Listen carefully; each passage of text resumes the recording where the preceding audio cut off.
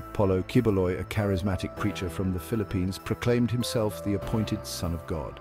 This bold statement captivated many, drawing them to his teachings and his growing religious group, the Kingdom of Jesus Christ, or KOJC.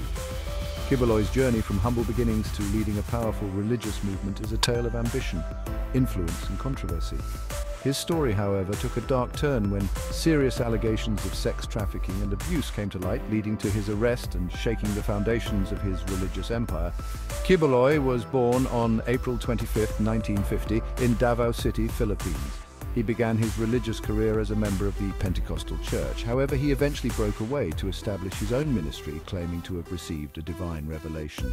This marked the birth of the KOJC, a group that would grow exponentially under Qoiboloy's leadership. His followers, known as Kabayanis, believe wholeheartedly in his pronouncements, viewing him as the fulfillment of biblical prophecy.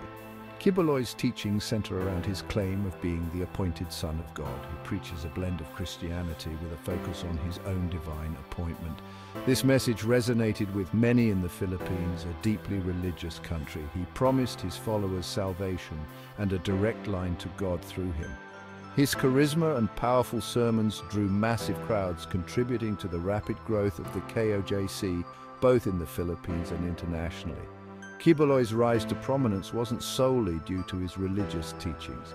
He skillfully cultivated an image of himself as a man of the people, someone who understood their struggles and offered them hope. This image, coupled with his claims of divine power, attracted followers from all walks of life, solidifying his position as a powerful figure in Filipino society.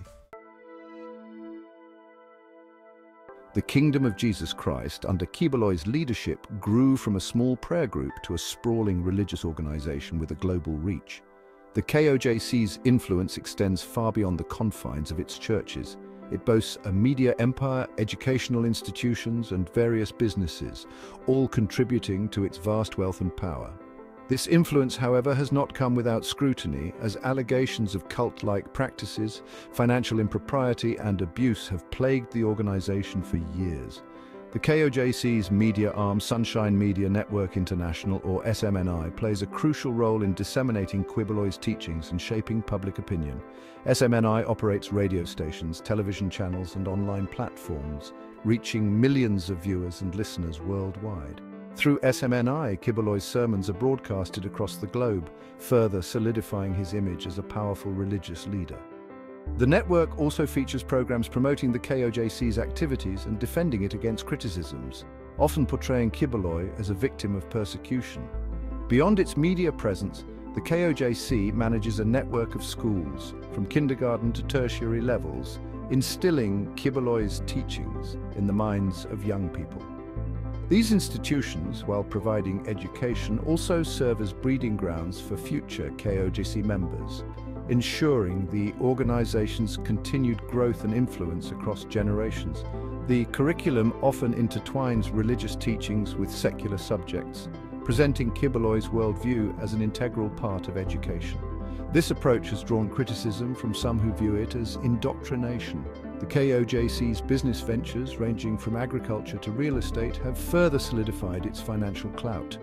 These businesses, often run by loyal followers, contribute significantly to the organization's wealth, enabling it to fund its operations and expand its reach. Critics, however, argue that these businesses primarily benefit Qoiboloy and his inner circle, accusing them of exploiting followers for financial gain.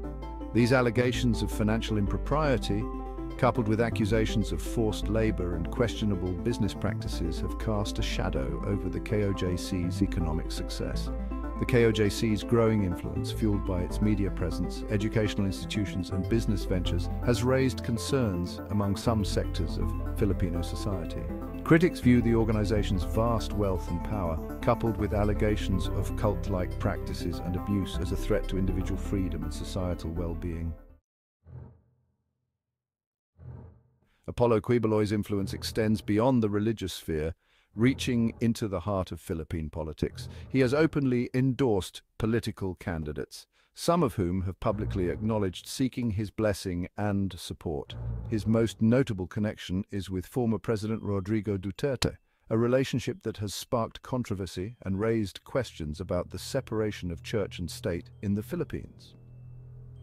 Quiboloy's endorsement of Duterte in the 2016 presidential elections proved to be a significant factor in the latter's victory. Duterte, known for his controversial policies and tough stance on crime, openly embraced Qoiboloy's support, even attending KOJC events and praising the pastor publicly. This alliance between a powerful religious leader and the nation's highest elected official raised concerns about undue influence and the potential blurring of lines between religious authority and political power.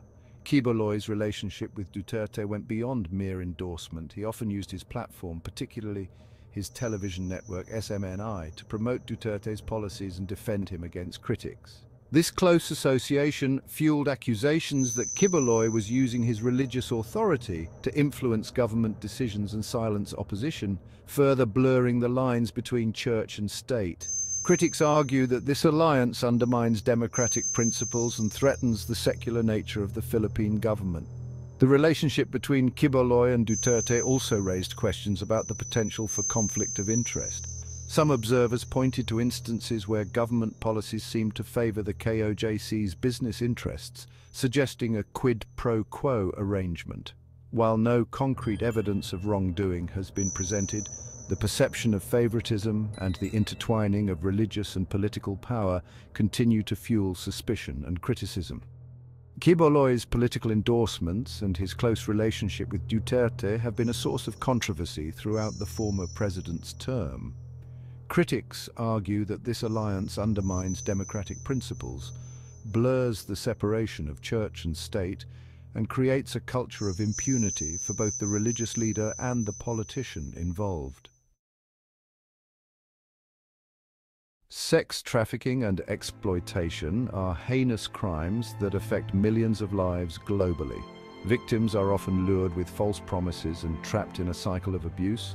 It's a grave violation of human rights, leaving deep scars on the survivors. Addressing this issue requires a multifaceted approach, including prevention, protection, and prosecution. The role of a shepherd is to guide and protect the flock. In the context of combating trafficking, this means being vigilant and proactive. Communities, law enforcement, and organizations must work together to identify and support victims. It's about creating a safe environment where, individuals can thrive without the fear of exploitation. The impact of trafficking is, far-reaching. Survivors often face long-term psychological, emotional, and physical challenges. Recovery is a journey that requires comprehensive support systems, including counseling, medical care, and social reintegration programs. It's essential to acknowledge their resilience and provide the necessary resources for healing. In conclusion, combating sex trafficking and exploitation is a collective responsibility. By raising awareness, supporting survivors, and strengthening legal frameworks, we can, make a significant difference. Every effort counts in the fight to end this atrocity and ultimately build a safer world for everyone.